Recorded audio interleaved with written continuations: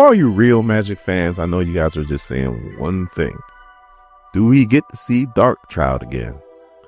Guess one way to find out. My name is Dorian. This is SCM Comics. We're starting our covers of Magik. But number one, our story starts off in Juneau, Alaska. Not exactly where our X-Men are at, but it's in the vicinity. And we see a girl running for her life, asking for anybody to help her. And then she gets slammed hard to the ground. Now you could tell by her hands she's a mutant, and she's being dragged away. She's trying to use her claws to try to grip the concrete, but it ain't working, and nobody comes to help her. One girl looks out of a window. That's it. And then we cut to Ilyanna as a little girl talking to her brother Pietro, and she's wondering how her life would have been if she didn't spend her childhood in limbo. Now, this is a dream that she's having. She even knows this is a dream because she even tells her brother, like, look, this is my dream. I can do what I want to with it. But then somebody grabs her and says, what about me? And yes, this is DarkChild. And then we see a lot of the X-Men dead. And this is what she fears.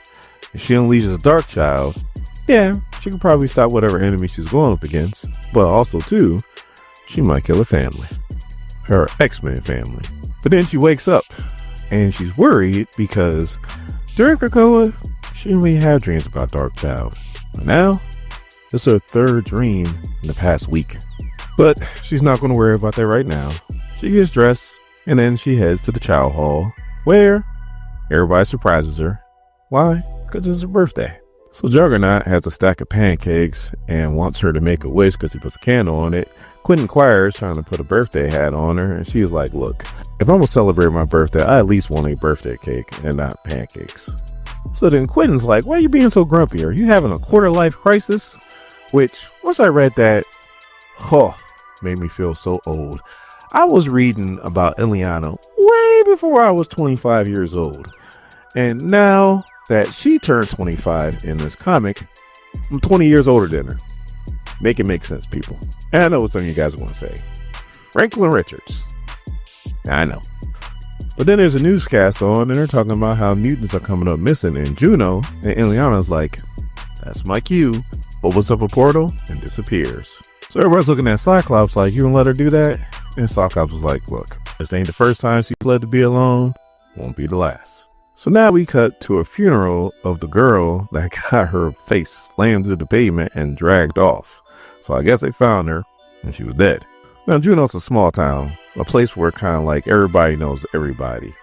And you got people on the outside having a pep rally about how no mutants should be here and how they brought in some monster that's hunting them down. And they were like spraying on like the funeral home talking about no more mutants.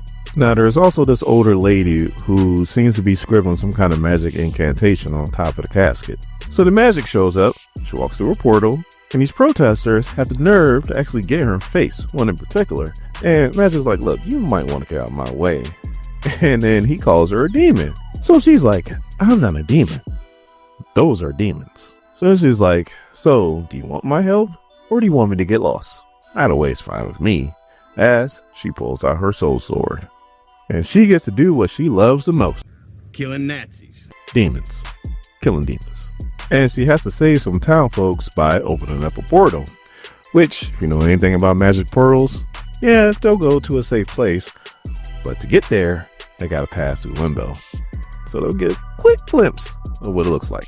So one dude who doesn't know how to give up his mullet because he's bald as but still got all his hair in the back, throws down this mutant girl because he understands that the demons are after the mutants and nobody else. So the Magik saves this girl by pushing the demon into a portal with her. So Magik kills the demon, saves the little girl, and they got teleported to a graveyard where there's some little boy who's sitting there crying. Magik goes over to try to comfort him and come to find out he's a demon too.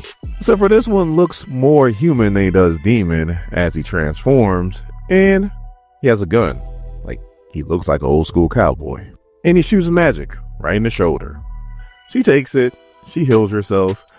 He shoots again and she gets out the way of the bullet, but then he goes burst as they spread around and go right back to her. So all of a sudden, this old lady from the funeral home shows up with her grandson. They walk through a portal too. And then she starts to let her grandson know that I guess their family was in charge of protecting the world by keeping this demon sealed away with 5 magic seals. She wanted to give him more of a childhood, so this is why she didn't tell him this, but now she has to tell him everything that's going on now, as she's blocking the bullet with a magical force field. So then our demon cowboy walks over to the little girl. She tries to use her mutant ability, like I guess a sonic scream. Doesn't work, and then he just pretty much drains her power and kills her. This pisses off Ilyanna, and she starts tapping into DarkChild.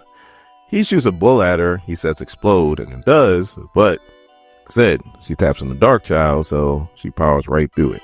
So then the grandma is still talking to her grandson, and she's like, look, these are the things that we need to do. This is the book that we use to learn everything. You're going to have to learn everything on the fly. And whatever you do, don't trust the DarkChild. And he's like, but she's helping. And she goes, don't trust DarkChild. So the cowboy demon is just shooting at her. Shoots a bullet, says split, splits in 2, hits her. She just powers through it. Shoots another bullet, he goes burst. All these bullets hit her. She just powers right through it because she's in her DarkChild persona.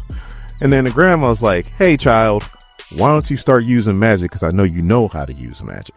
And Ilyanna's like, you know what? You're right. As she calms down, she's like, every time I let you take control, you just try to brute your way through things.